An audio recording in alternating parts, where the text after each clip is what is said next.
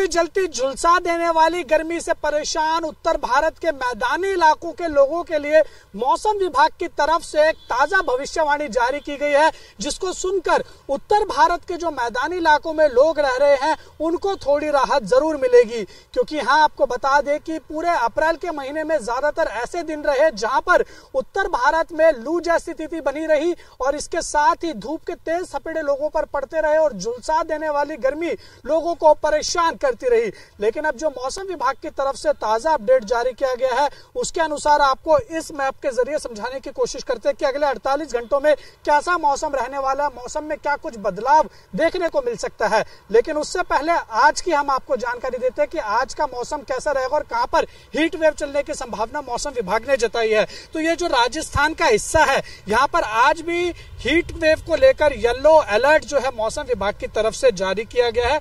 वहीं दिल्ली, ये जो आप देख रहे हैं देश की राजधानी, यहाँ पर भी बीते कई दिनों से धूप के तेज थपेड़े लोगों पर पड़ रहे हैं और वो आज भी जारी रहेंगे। आज आसमान पूरी तरीके से साफ रहेगा। हालांकि दिल्ली में तेज हवाएं जरूर चल रही है लेकिन धूप के तेज थपेड़े लोगों पर पड़ रहे हैं, जिसकी वजह से लोगों को ज्यादा गर्मी महसूस हो रही है। और आज के लिए जो अधिकतम तापमान है वो 40 डिग्री रहने की संभावना मौसम विभाग की तरफ से जताई गई है। अब आपको बताते हैं कि अगले 48 घंटे में मौसम में क्या कुछ बदलाव होने वाला है। तो मौसम विभाग ने जो जानकारी उसके अनुसार एक ताजा वेस्टर्न डिस्टर्बेंस सक्रिय हो रहा है जम्मू कश्मीर, उसके साथ हिमाचल प्रदेश और उत्तराखंड। ये वो पहाड़ी इलाके हैं जहां पर अगले 48 घंटे में यानी 1 मई तक जो है वो वेस्टर्न डिस्टर्बेंस सक्रिय होगा, जिसकी वजह से इन सभी इलाकों में जो पहाड़ी क्षेत्र है यहाँ पर ओलावृष्टि होने की संभावना मौसम विभाग ने जताई है। और यही जो वेस्टर्न डिस्टर्बेंस है यही कारण बनेगा जो मैदानी इलाके हैं यहाँ पर भी जो मौसम में परिवर्तन इसी वेस्टर्न डिस्टर्बेंस की वजह से होने की संभावना मौसम विभाग की तरफ से जताई गई है। और दिल्ली में भी जो है वो 1 मई और 2 मई को मौसम विभाग की तरफ से ओलावृष्टि की संभावना जताई गई और साथ ही बादल छाए रहने की भी संभावना जताई है।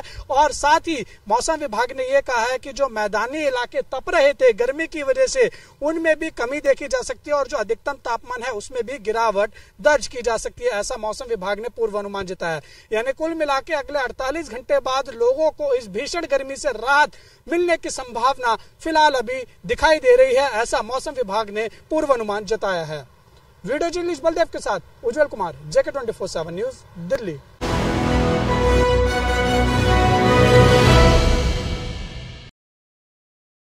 पंजाब के हर गांव और शहर से नशा पूरी तरह खत्म करने के लिए अब पंजाब सरकार ने एक डेडलाइन तय कर दी है। पंजाब पुलिस के DGP ने आज पंजाब के सभी SSP और पुलिस कमिश्नरों के अलावा सीनियर पुलिस अधिकारियों के साथ एक बैठक की और इस बैठक के बाद उन्होंने ऐलान कर दिया कि पंजाब के अंदर अब 31 मई तक हर तरीके से नशे को पूरी तरीके से ख़त्म किया जाएगा। उन्होंने कहा कि इसके लिए SSP और तमाम CP जो हैं एक प्लान बनाकर पुलिस मुख्यालयों को देंगे और उस पर काम किया जाएगा। इसके साथ ही अब पंजाब सरकार 2 से लेकर 4 मई तक पूरे पंजाब के अंदर जिला स्तरीय बैठकें करने जा रही, जिसमें ग्राम से लेकर वार्ड जो समितियां हैं उनके मेंबर हिस्सा लेंगे और इसमें तमाम लोगों की हिस्सेदारी को सुनिश्चित किया जाएगा। पंजाब सरकार मानती है अगर पंजाब के तमाम पंचायतें और पंजाब के जो वार्ड के लोग हैं वो अगर नशों के खिलाफ इस मुहिम का हिस्सा बनते हैं तो आने वाले दिनों के अंदर पंजाब को नशे से पूरी तरीके से जड़ से उखाड़ कर फेंका जा सकता है। और अगर ये जन भागीदारी सुनिश्चित नहीं की गई तो नशों को पंजाब से जो है वो ख़त्म नहीं कर दिया जाएगा। इसके साथ ही पंजाब सरकार ने 7 मई से पूरे राज्य के अंदर नशा मुक्ति यात्रा शुरू करने का ऐलान कर दिया और ये नशा मुक्ति यात्रा के अंदर पंजाब के सभी जो प्रशासनिक अधिकारी हैं, पुलिस अधिकारियों के अलावा पंजाब के सभी मंत्री भी हिस्सा लेते हुए नजर आएंगे और पंजाब के अंदर तमाम युवा, बच्चे और ख़ास तौर पर आम लोग उनकी हिस्सेदारी इन यात्राओं में सुनिश्चित की जाएगी। लेकिन देखना होगा कि क्या 31 मई की डेडलाइन तक पंजाब पूरी तरीके से नशा मुक्त करने के लिए पुलिस कितनी कामयाब रहती है। कैमरामैन निशान के साथ मैं नवदीप छाबड़ा, JK 24/7 न्यूज़, चंडीगढ़।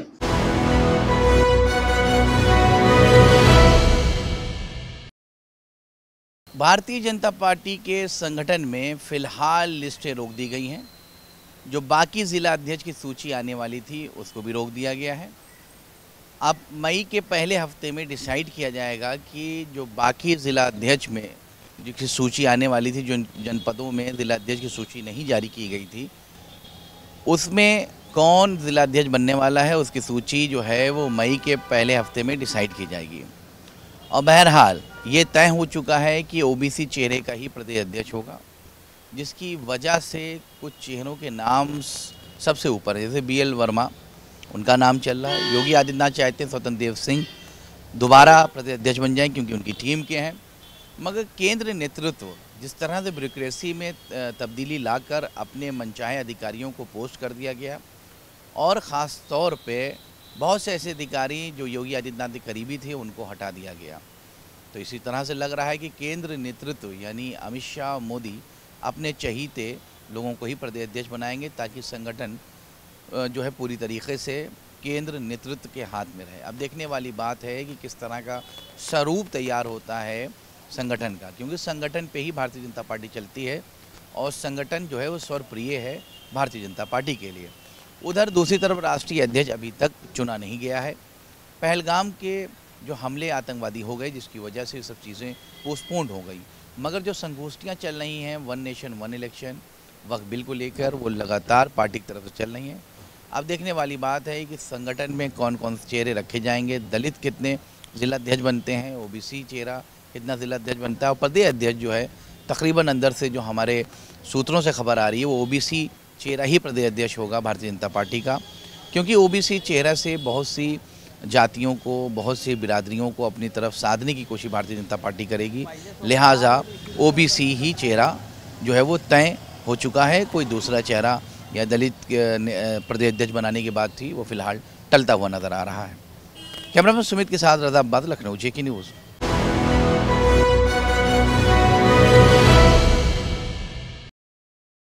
पहलगाम में हुए हमले के बाद से उत्तर प्रदेश पुलिस भी पूरी तरह से सतर्क और अलर्ट है, और शायद यही वजह है कि सोशल मीडिया पे भ्रामक पोस्ट पर निगरानी के लिए लगातार डीजीपी मुख्यालय से निर्देश दिए गए हैं। हर एक ज़िले में जो एसपी हैं, डीआईजी हैं, एडीजी हैं, सारे पुलिस के अधिकारी सोशल मीडिया पर पैनी निगाह बनाए हुए हैं, कहीं कोई ऐसा पोस्ट ना कर दे जिससे सांप्रदायिक सौहार्द बिगड़ सकता है। लगातार उत्तर प्रदेश पुलिस इन तमाम चीज़ों को लेकर निगरानी और मॉनिटरिंग की जा रही है। जिस तरह से उत्तर प्रदेश पुलिस के मुखिया प्रशांत कुमार ने निर्देश दिया था कि पहलगाम में हमले के बाद उत्तर प्रदेश में भी अलर्ट है, और साथ ही साथ जो नेपाल से सटे ज़िले हैं वहां पर विशेष चौकसी और सतर्कता बरतने के निर्देश दिए गए हैं। लगातार नेपाल से सटे ज़िले, चाहे गोरखपुर के आसपास की बात करें, कुशीनगर की बात करें, महाराजगंज की बात करें, सिद्धार्थनगर की बात करें, तो इन जिलों के बॉर्डर पर जो केंद्रीय फोर्स है और लोकल उत्तर प्रदेश की जो फोर्स है समन्वय स्थापित करके हर एक गतिविधियों पे नज़र बनाए हुए हैं। लगातार जिस तरह से पहलगाम में हुए घटना के बाद से सोशल मीडिया पर भी लगातार भ्रामक पोस्ट भी किए गए थे, और शायद यही वजह है कि एजेंसियां पूरी तरह से सोशल मीडिया पर नज़र बनाए हुए हैं। कैमरामैन सुमित के साथ उमेश मिश्रा, JK 24x7, लखनऊ।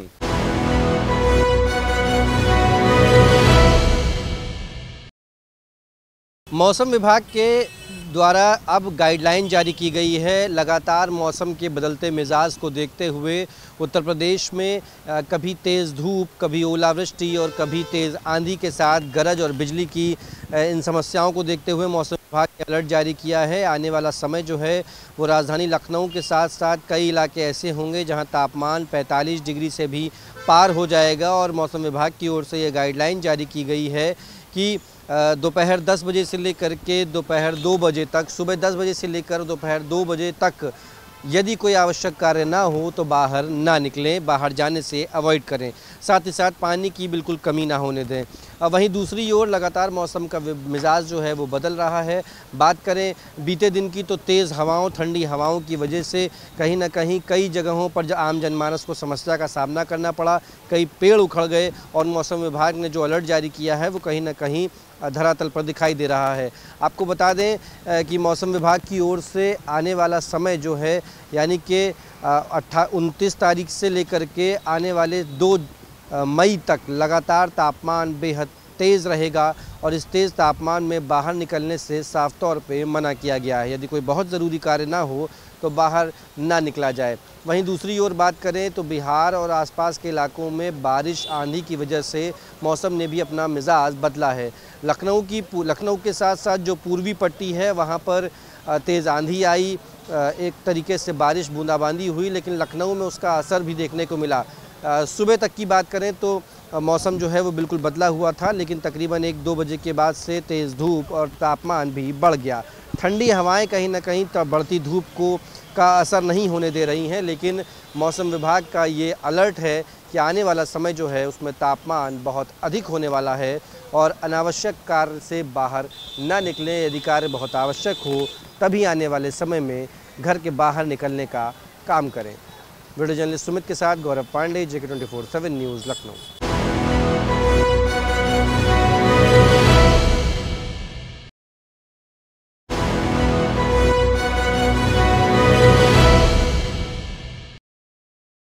नमस्कार, आप देख रहे हैं हमारा खास कार्यक्रम सिटी रिपोर्टर। मैं हूं धनराज गर्ग, राजधानी देहरादून से, और बात करेंगे उत्तराखंड की सबसे बड़ी खबर की। कल से चारधाम यात्रा शुरू हो रही है, यानी कि 30 अप्रैल से चारधाम यात्रा शुरू हो चुकी होगी। लेकिन वही देखिएगा कि कांग्रेस का जो एक बड़ा प्रदर्शन भी कल से ही शुरू हो रहा है, यानी कि कल पूरे उत्तराखंड के अंदर कांग्रेस का एक बड़ा प्रदर्शन भी देखने को मिलेगा, जिसको कि संविधान बचाओ का नाम कहीं ना कहीं कांग्रेस की तरफ से दिया गया है। लेकिन वही आज इस पर बीजेपी के प्रदेश अध्यक्ष ने कहीं ना कहीं चुटकी ली है और साफ तौर पर कांग्रेस को एक नसीहत देने का काम किया है। बीजेपी के जो प्रदेश अध्यक्ष हैं महेंद्र भट्ट, उन्होंने एक प्रेस वार्ता करते हुए साफ तौर पर कई आरोप कांग्रेस पर मढ़े हैं और साफ तौर पर कहा है कि कांग्रेस कहीं ना कहीं चारधाम यात्रा की जो आर्थिकी है उसको रोकने का काम कर रही है, यानी कि चारधाम यात्रा को रोकने का काम, विघन डालने का काम कहीं ना कहीं कांग्रेस की तरफ से किया जा रहा है। जिस पर कहीं ना कहीं देखा गया कि क्योंकि उन्होंने साफ तौर पर बताया है कि जिस तरीके से कल से चारधाम यात्रा का शुभारंभ भी हो रहा है, लेकिन वही कांग्रेस इसका जश्न मनाने के बजाय आर्थिकी को कमज़ोर करना चाहती है उत्तराखंड की, क्योंकि जो चारधाम यात्रा चलती है उससे कहीं ना कहीं उत्तराखंड की जो आर्थिकी है वो सुधरती है, लोगों का रोजगार चलता है और इसके साथ ही सरकार को भी राजस्व मिलता है। लेकिन कहीं ना कहीं जो आर्थिकी पूरी टिकी हुई है, चारधाम पर टिकी हुई है, और जिसको रोकने का काम कहीं ना कहीं कांग्रेस की तरफ से किया जा रहा है। और वहीं महेंद्र भट्ट ने साफ तौर पर कहा है कि यदि कांग्रेस के अंदर जरा सी भी नैतिकता है तो वो कल के इस प्रदर्शन को स्थगित करे और एक साथ मिलकर चारधाम यात्रा को आगे बढ़ावा दे, क्योंकि लगातार देखा जाए कि जो कांग्रेस की तरफ से संविधान रैली निकाली जा रही है उसमें उन्होंने कई मुद्दों को लेकर पूरा प्रदर्शन किया जाएगा और तमाम जो बड़े नेता हैं वो उसमें शामिल होंगे। हरीश रावत उसमें शामिल होंगे, हरक सिंह रावत उसमें शामिल होंगे, इसके साथ ही प्रीतम सिंह उसमें शामिल होंगे, उसके साथ ही यशपाल आर्य जो नेता प्रतिपक्ष हैं वो भी उस रैली में शामिल होंगे। लेकिन देखिए जो संविधान बचाने की बात कांग्रेस कर रही है वो कहीं ना कहीं बीजेपी के गले से नहीं उतर रही है, क्योंकि बीजेपी के जो प्रदेश अध्यक्ष हैं उन्होंने कई आरोप मढ़े हैं, क्योंकि उन्होंने कहा है कि जिस तरीके से लगातार तुष्टीकरण की राजनीति कांग्रेस करती आई है वो तुष्टीकरण की राजनीति एक बार फिर कहीं ना कहीं कांग्रेस करने की कोशिश कर रही है, क्योंकि पहलगांव में जिस तरह का हमला हुआ उस पर भी तुष्टीकरण की राजनीति कांग्रेस कर रही है और इसी तरीके से अब चारधाम यात्रा में कहीं ना कहीं बाधा बनती हुई कांग्रेस नजर आ रही है। कैमरा सहयोगी वीरेंद्र थपलियाल के साथ धनराज गर्ग, JK 24/7 न्यूज़, देहरादून।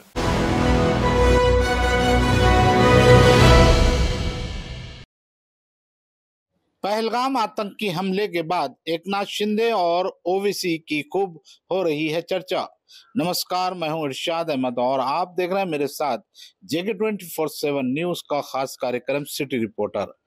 पहलगाम आतंकी हमले ने देश को झकझोर कर दिया है, लेकिन इस हमले के बाद दो नेताओं के फैसले आज पूरे देश में चर्चा का विषय बन गए हैं। AIMIM चीफ असदुद्दीन ओवैसी और महाराष्ट्र के डिप्टी CM एकनाथ शिंदे ऐसे नेता हैं जो आज चर्चा में हैं। ओवैसी ने इस हमले की तीखी निंदा करते हुए पाकिस्तान को लताड़ा है। उन्होंने कहा पाकिस्तान आधे घंटे ही नहीं आधी सदी पीछे है। उन्होंने आतंकियों को कुत्ता कहकर जवाब दिया और कहा अब जुबानी नहीं एक्शन चाहिए। हैदराबाद में काली पट्टी बांधकर नमाज अदा की, सर्वदलीय मार्च में भी भाग लिया। ओवैसी ने कहा ISI और ISIS का मकसद भारत में सांप्रदायिक विवाद फैलाना है।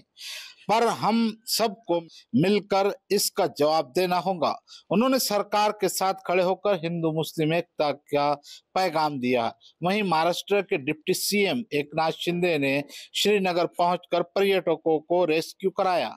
उन्होंने उस युवक आदिल हुसैन शाह को सलाम किया जिसने आतंकियों से भिड़ते हुए जान गंवाई। आदिल के परिवार को 5 लाख रुपए की मदद दी और उनके घर के पुनर्निर्माण का वादा किया। असदुद्दीन ओवैसी ने अल्फाज से हमला बोला। शिंदे ने इंसानियत से दिल जीता। पहलगाम हमले के बाद ये दो नेता एक मजबूत संदेश दे गए कि आतंक के खिलाफ देश एक है। कैमरा पर्सन बाकिर अंसारी के साथ मैं इरशाद अहमद, जग 24/7 न्यूज, मुंबई।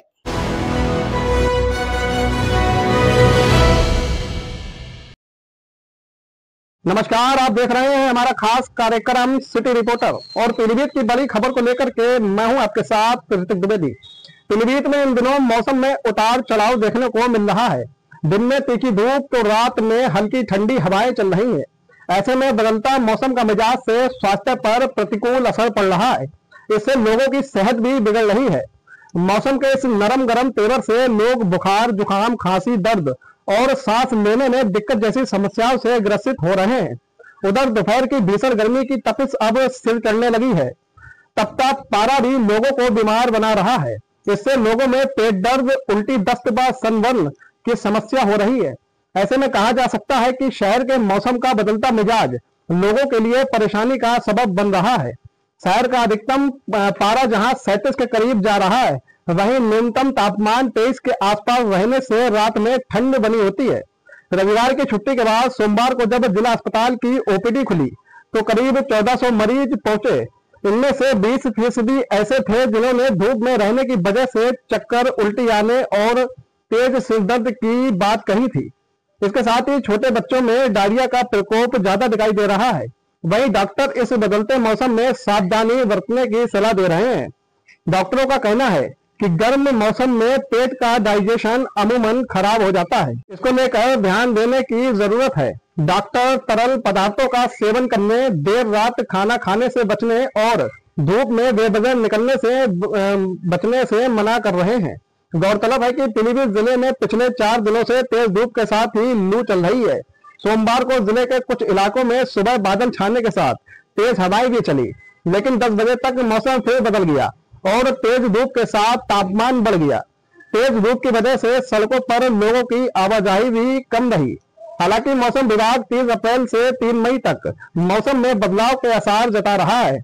इन दिनों आसमान में बादल छाए रहेंगे। अनुकूल माहौल बनने पर बारिश होने की संभावना भी जताई जा रही है। वीडियो जर्नलिस्ट कपिल गुप्ता के साथ मैं ऋतिक द्विवेदी, JK 24/7 न्यूज, पीलीभीत।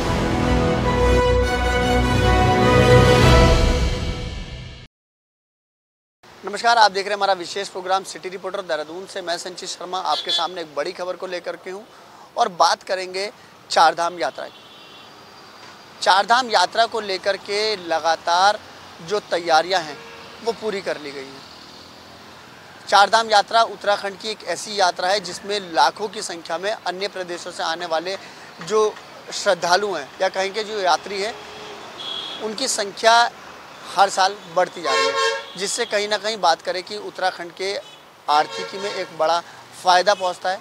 तो इन्हीं सभी चीज़ों को लेकर के जो तैयारियां हैं वो पूरी कर ली गई हैं। साथ ही साथ बात करें पिछली बार की दुर्दशा को लेकर के कि जानवरों की दुर्दशा बहुत ज़्यादा देखने को मिली, जिसको लेकर के सोशल मीडिया पे तमाम खबरें चली, सोशल मीडिया पे तमाम फ़ोटो तैरती हुई नज़र आई, जिसमें जो घोड़े खच्चर हैं उनके लिए कोई व्यवस्था नहीं नज़र आई थी। लेकिन इस बार के लिए जो जानवर हैं, जो घोड़े खच्चर हैं, उनके लिए व्यवस्था कर ली गई है।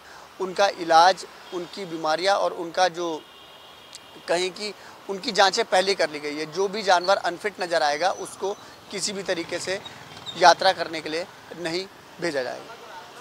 साथ ही साथ बात करें सिक्योरिटी की, तो जिस तरीके से कश्मीर के पहलगाम में जो हमला हुआ उसको लेकर के उत्तराखंड के अंदर चारधाम यात्रा को पूरी तरीके से हाई अलर्ट पर है। साथ ही साथ इस बार सुरक्षा के लिहाज से होमगार्ड की तैनाती ज़्यादा कर दी गई है। कुछ खुफिया एजेंसी भी इसके ऊपर ध्यान रखेंगी कि किसी भी तरीके की कोई हताहत, कोई घटना ना देखने को मिले। इन्हीं सभी चीज़ों को देख करके चारधाम यात्रा पूरे सुचारू रूप से, पूरे सुरक्षित ढंग से हो, इसके लिए पूरी तैयारियां कर ली गई है। अब देखने वाली बात ये होगी कि जब चारधाम यात्रा की जो संख्या अनुमान लगाया जा रहा है वो बढ़ेगी या घटेगी, वो भविष्य के घर में है। कैमरा पर्सन वीरेंद्र थपलियाल के साथ Jig 24/7 के लिए देहरादून से संचित शर्मा।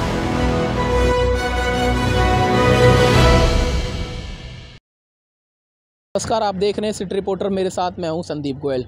फरीदाबाद के बल्लभगढ़ विधानसभा क्षेत्र के फूड एंड सप्लाई डिपार्टमेंट के एक कर्मचारी की फेयरवेल पार्टी मना रहे कुछ फूड इंस्पेक्टर को जब जो है रंगे हाथ कुछ पत्रकारों ने कवरेज करने पहुंचे तो पत्रकारों के साथ बदतमीज़ी और गाली गलौज करने और फ़ोन छीनने का मामला सामने आया है। दरअसल रिटायरमेंट की पार्टी कर रहे फूड इंस्पेक्टर की टीम और उनके साथ कुछ डिपो धारकों की वीडियो सोशल मीडिया पर लगातार वायरल हो रही है। उस वीडियो में अब सामने जो सच्चाई आई है उसमें कहा यही जा रहा है कि फेयरवेल पार्टी के मौके पर कुछ जो फूड सप्लाई डिपार्टमेंट में इंस्पेक्टर पद पर 4 ऐसे जो अधिकारी थे वो तैनात थे और ड्यूटी के समय ही जो है जो दारू पीने और बियर पीने की पार्टी जो है कर रहे थे, जिसकी जानकारी कुछ मीडिया साथियों को लगी, जिसके बाद वहां पर पहुंचकर उन्होंने इसकी जो है वीडियो बनानी शुरू की, जिसके बाद वहां पर जो है फ़ोन छीनने और जो है हाथापाई करने की बात सामने आई थी। अब इस मामले में जो है पूरी तरह से कार्रवाई करते हुए फूड एंड सप्लाई डिपार्टमेंट ने एक इंस्पेक्टर को सस्पेंड करने की बात कही है, तो वहीं 4 अन्य अधिकारियों को जो है निर्देश जारी किए गए हैं कि इस पर स्पष्टीकरण दें कि आखिर कैसे ड्यूटी के समय पे जो है अल्कोहल का जो पीने का काम क्यों किया जा रहा था और आखिर क्यों इस दौरान छुट्टी नहीं ली गई या फिर क्यों जो है इस समय ड्यूटी के समय पर इस तरह की पार्टी आयोजित की जा रही थी। अब इस मामले में फूड एंड सप्लाई डिपार्टमेंट के अधिकारी कार्रवाई करने की बात कर रहे हैं, तो वहीं अब मामला हरियाणा के खाद्य आपूर्ति मंत्री राजेश नागर के पास जा पहुंचा, जिन्होंने अब इस मामले में उचित कार्रवाई करने की बात कही है।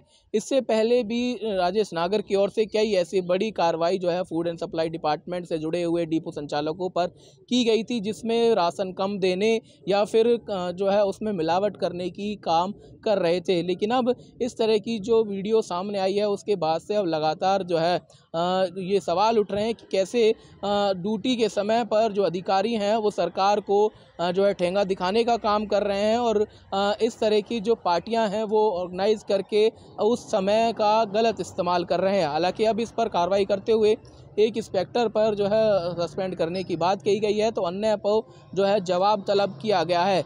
अब देखने वाली बात यह होगी कि इस पूरे संदेश के बाद किस तरह से डिपार्टमेंट में सुधार आ पाएगा या फिर जो विवादों में हर बार फूड एंड सप्लाई डिपार्टमेंट रहता है वो इसी तरह से अपने मनमाने तरीके से अपनी ड्यूटी का देने का काम करेगा। सहयोगी राकेश के साथ संदीप गोयल, Jig 24/7 न्यूज़, फरीदाबाद।